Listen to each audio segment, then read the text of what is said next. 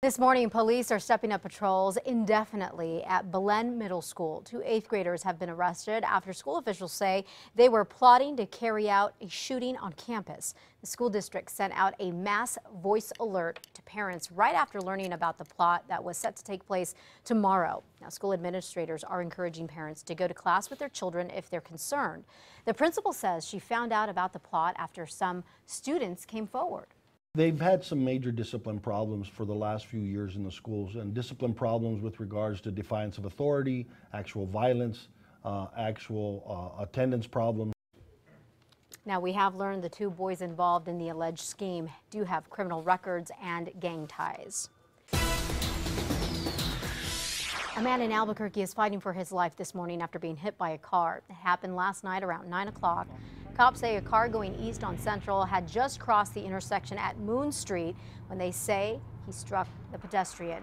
He was taken to the hospital in critical condition. Investigators say he was not using a crosswalk and was in a poor lit area. The driver is not facing any charges. Overnight, we have learned an elderly man who went missing, prompting a silver alert, has been found. The alert was issued for Johnny Hernandez. The 82-year-old went missing yesterday from the Albuquerque VA hospital. We're told he has been found and is doing just fine. Are they a nuisance or not? We're talking about pigeons and their droppings. The city of Rio Rancho is talking about making it illegal for you to feed the birds. Our News 13's David Romero is live in the Newsplex with more on this interesting proposal. David. Well, Elizabeth, I'm sure we've all seen the mess they can leave on a freshly washed car or your backyard porch. Now, some Rio Rancho residents are saying they're fed up with it. It's a proposed ordinance that remains on the table after last night's meeting.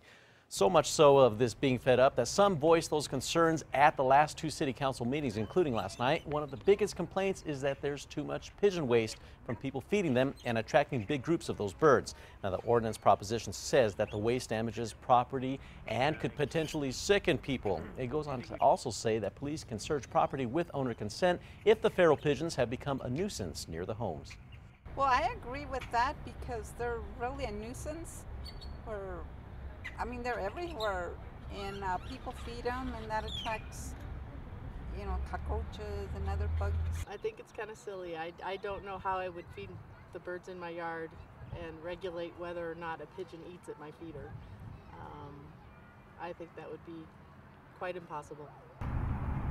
Ordinance does specify that pigeons can still eat from feeders just so long as it doesn't attract a large number of them. Last night, they also discussed maybe getting Game and Fish involved in relocating the birds outside of the city. Elizabeth, back to you. Okay, very interesting, David. Thank you. The proposed ordinance, by the way, is still being looked at and must still be brought to a vote before it actually becomes law. We'll keep you posted. Governor Susana Martinez is vowing to comply with a new federal ID law set to go in effect. The problem right now is that New Mexico does not meet the criteria. Governor Susana Martinez has asked a federal agency whether there will be another deadline extension to comply with the nationwide law called the Real ID Act. It imposes security standards for driver's licenses. Now, New Mexico is one of 37 states that do not meet the criteria. In a letter to Homeland Security, the governor asked for clarification on what will happen to New Mexico if the state fails to meet the 2013 deadline. Martinez says New Mexico isn't in compliance with the law because right now it issues driver's licenses to illegal immigrants. That's something that she is pushing to change and that has become a problem, she says. Critics claim that's just a scare tactic by the governor to push her agenda. The simplest solution to this is to appeal the law that issues driver's license to illegal aliens. Short of that, New Mexicans could be facing some unintended consequences. There's nothing for the people in New Mexico to worry about. This hard deadline, so to speak, has been moved since 2007. And the reason it's been moved every single year by the federal government is because the vast majority of the states are either not in compliance or frankly refuse to become in compliance.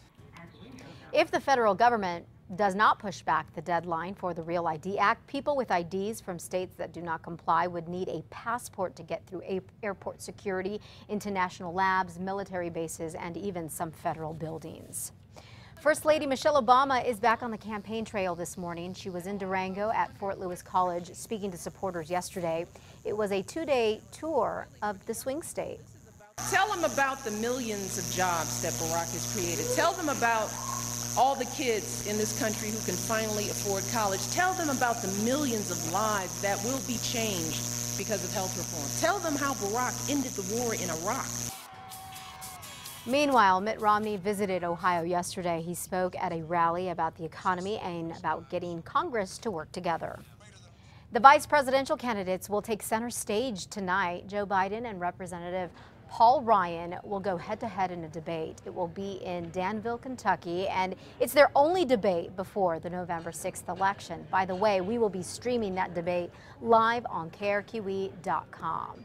And KRQE News 13 will host a debate with U.S. Senate Democrats, or the candidates, Democrat Martin Heinrich and Republican Heather Wilson tonight. It will be at 6 p.m. and it will be moderated by our evening anchor, Dick Niffing. We will also be streaming this debate live on our website, KRQE.com. You'll also have the opportunity to post your comments about the debate as it happens.